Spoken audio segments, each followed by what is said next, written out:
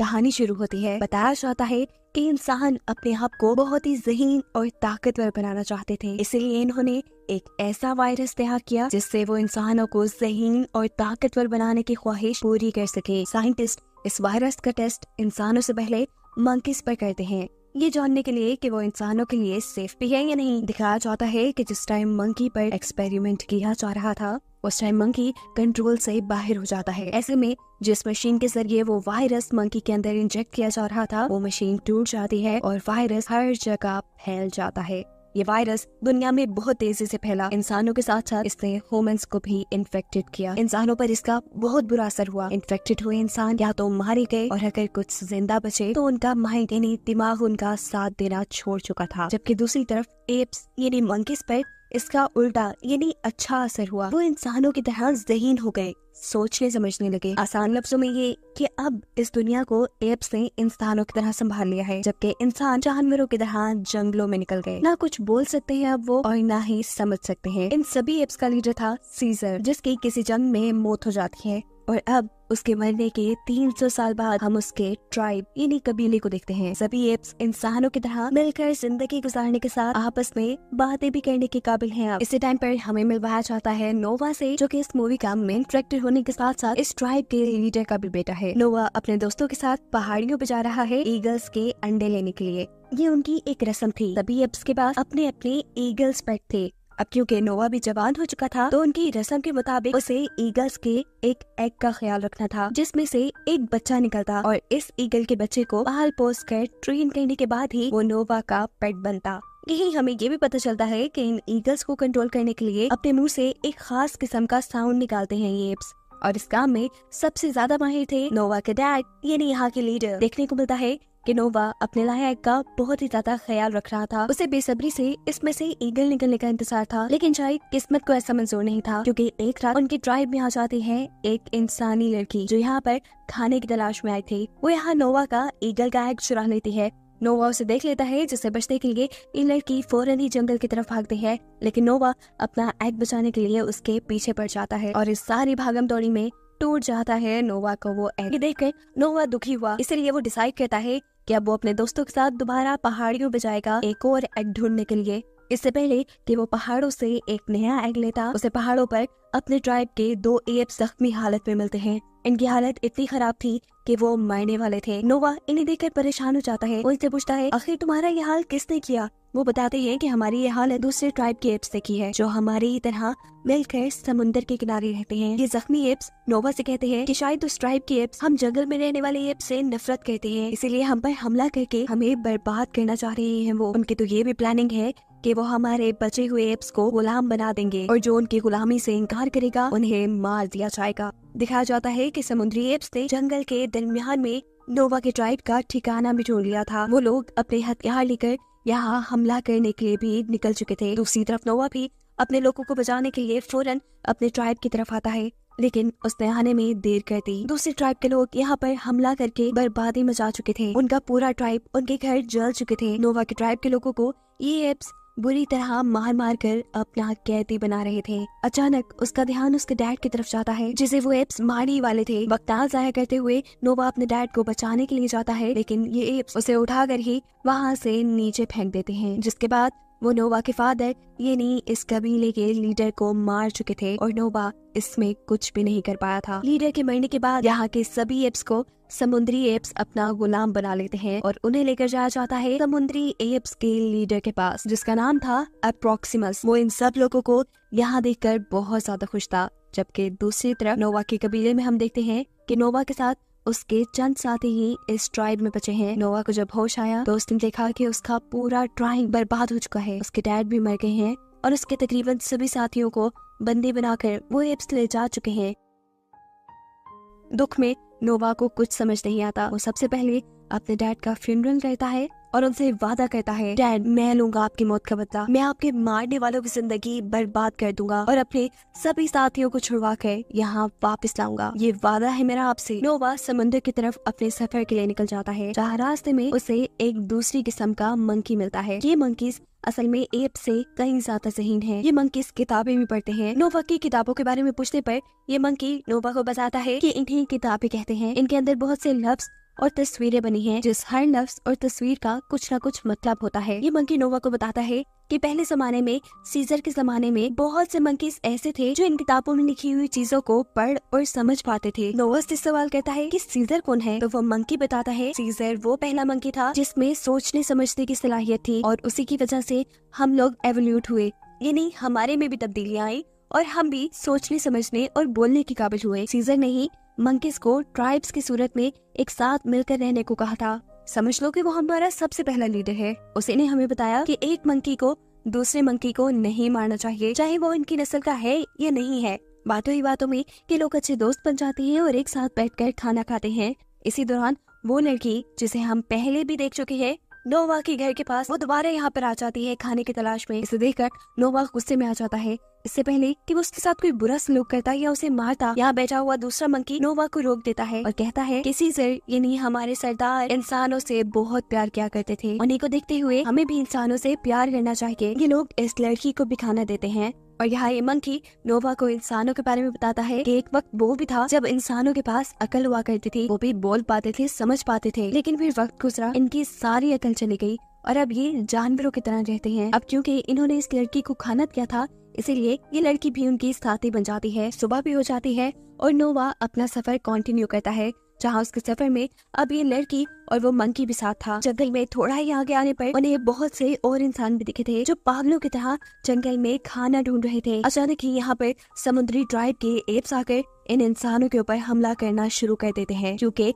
उन्हें इंसान बिल्कुल पसंद नहीं। यहाँ एक अजीब सी भगदड़ मचाती है और इस सब में नोवा और ये मंकी किसी तरह इस लड़की की यानी अपने साथी की जान बचाकर उसे यहाँ से दूर ले गए थे। जैसे ही ये लोग उसे बचाकर जंगल में दूर ले आए तो अब इस लड़की को इन दोनों के साथ रहना सेफ लगने लगा था। वो इन दोनों से यहाँ पहली मर्तबा बात कहती है और कहती है कि मेरा नाम मे है। इन दोनों का मुंह हैरानी से खुला का खुला रह गया था। एक इंसान कैसे बोल सकती थी? तब मे उन्हें बताती है कि मैं बाकी इंसानों से काफी अलग हूँ, क्योंकि वो बोल भी सकती थी, उसके अंदर सोचने समझने की सलाहियत भी थी और उसे कपड़े पहनना भी आते थे। ये लड़की उन्हें ये भी बताती है कि मेरा जिस कबीले से ताल्लुक था, वहाँ के सभी लोग ज़हीन थे, बोल सकते थे, लेकिन समुद्री ट्राइब के लोगों ने अपनी नफरत में मेरे पूरे कबीले को मार डाला। बस मैं ही बच गई। अब बातें बहुत हो चुकी थी, लेकिन काम रहता था। नोवा को अपने लोगों को बचाने के लिए जाना था। ये लोग अपना सफर दोबारा से शुरू करते हैं और सफर करते करते पहुंच जाते हैं एक नदी के पुल पर। ये जगह दूसरे ट्राइब्स के इलाके में आती थी और इसीलिए वहाँ के सिक्योरिटी गार्ड्स इनके ऊपर हमला कर देते हैं। उनसे बचने के चक्कर में यहाँ इनकी लड़ाई हो जाती है और वो मंकी यहाँ करीब पानी में ही गिरकर बह जाता है और दूसरी तरफ नोवा और मे को ये लोग बंदी बना लेते हैं। इन्हें लेकर आया जाता है अप्रोक्सिमस के पास, यानी समुद्री ट्राइब के लीडर के पास, जो कि बहुत ही बेरहम एप्स है। वो इंसानों से नफरत करता है। उसने हुक्म दिया हुआ है कि जो भी जब भी किसी इंसान को देखे तो उसे मार डाले। ना सिर्फ ये, वो तो दुनिया भर के सभी एप्स पे हुकूमत भी करना चाहता था। इसीलिए तो उसने दूसरे ट्राइब के लीडर यानी नोवा के डैड को मरवा दिया और उनके सभी एप्स को यहाँ ले आया। देखने को मिलता है कि ये एप्स समुद्र के बिल्कुल किनारे पे रहते हैं। अब समुद्र का पानी इनके इलाके में ना आ जाए, इसलिए इन्होंने समुद्र के आगे एक बहुत ही बड़ी दीवार बनाई हुई है। इतनी इंटेलिजेंस का काम अप्रोक्सिमस ने इंसानों को देख देख कर किया था। उसे इंसानों की हिस्ट्री के बारे में बहुत कुछ पता था। उसके पास तो ह्यूमन मिलिट्री का एक बहुत बड़ा शिप भी था।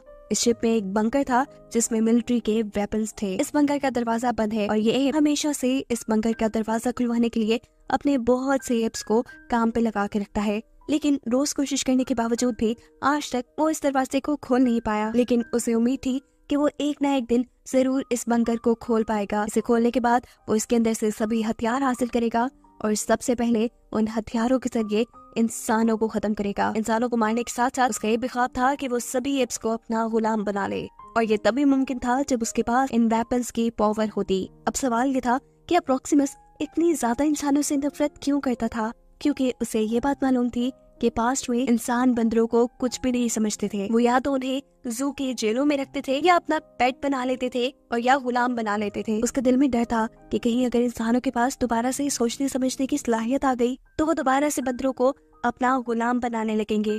लेकिन वो ऐसा कोई दिन देखने से पहले ही सभी इंसानों को खत्म कर देना चाहता है। हम देखते हैं नोवा, जिसे यहाँ पर बंदी बना कर रखा गया था, वो यहाँ अपने ट्राइब के बहुत से लोगों से मिलता है। उसे उसके लोग अप्रोक्सिमस के सभी इरादे बता देते हैं कि कैसे वो इंसानों को मारना चाहता है और बाकी एप्स को बंदी बनाना चाहता है। इंसानों की तो नोवा को भी ज्यादा परवाह नहीं थी, लेकिन वो अपने ट्राइब के एप्स को अप्रोक्सिमस की गुलामी से बचाना चाहता था। उसे अप्रोक्सिमस के उस बंकर के बारे में भी पता चल जाता है जिसके अंदर बहुत से वेपन्स थे। और अब नोवा कुछ सोचते हुए मे के पास जाता है। मे भी यहाँ नोवा से कुछ बात करना चाहती थी। वो नोवा को बताती है कि उसके जैसे सभी इंसान बहुत ही ज्यादा कमजोर हो चुके हैं। वो चाहती है कि इंसान पहले की तरह बोल पाए और इंसानों को बोलना सिखाने के लिए उसे एक लैंग्वेज बुक की जरूरत है जो कि अप्रोक्सिमस के पास मौजूद बंकर के अंदर है। मैं उस बंकर को खोलकर उस बुक को हासिल करना चाहती थी, जबकि यहाँ नोवा बताता है कि मैं उस बंकर को तबाह करना चाहता हूँ ताकि मैं अपने ट्राइब के लोगों को छुड़वा सकूं। जब ये बंकर तबाह हो जाएगा तब अप्रोक्सिमस की सारी ताकत, उसका सारा गुरूर पानी में मिल जाएगा और ऐसे मेरा काम बहुत आसान हो जाएगा। नोवा की सारी बातें सुनकर मैं नोवा की मदद के लिए तैयार हो जाती है। वो उस बंकर को तबाह करने के लिए तैयार थी, लेकिन उसकी भी एक शर्त थी कि वो पहले बंकर को खोलकर उसके अंदर से अपनी किताब लेगी। नोवा भी उसकी बात मान लेता है और ये लोग फैसला करते हैं कि आज रात में ही ये लोग अपना पूरा प्लान अंजाम देंगे। नोवा ने प्लान बनाया था कि वो एक बम बनाएंगे, उससे उस दीवार को तबाह करेंगे जिससे यहाँ के लोगों ने समुद्र के पानी को उनके इलाके में आने से रोका हुआ था। जिसके बाद ये लोग शिप के अंदर जाकर बंकर में से मे को मे की किताब देंगे और फिर इस बंकर को भी तबाह कर देंगे। लेकिन मे का प्लान थोड़ा चेंज था। वो नोवा और उसके दोस्तों को लेकर पहले बंकर तक जाती है और वहाँ से अपनी जरूरी किताब को हासिल कर लेती है। वो जितने में अपनी जरूरत की किताब ढूंढ रही थी, यहाँ नोवा और उसके साथियों को एक स्टोरी बुक मिलती है जिसके अंदर वो देखते हैं कि बंदरों को किस तरह इंसानों ने कैद करके रखा था। ये देखकर उन्हें भी बुरा लगता है, लेकिन ये लोग इस बात को इग्नोर करके मे का साथ देना दोबारा शुरू कर देते हैं। ये लोग एक छोटे से होल के जरिए बंकर के अंदर गए थे और बाहर निकलने के लिए ये बड़ा ही आसान काम करते हैं। बंकर का बड़ा गेट खोल देते हैं। बड़ा गेट खोल के जैसे ही ये बाहर गए तो बाहर अप्रोक्सिमस अपनी पूरी टीम के साथ था। इन्हें बंकर के अंदर से निकलता देखकर वो समझ गया कि जरूर ये चारों मिलकर उसके खिलाफ कोई प्लानिंग कर रहे हैं और उसकी जरूरत की चीजें भी जरूर इन्होंने बंकर के अंदर से कहीं छुपा दी होंगी।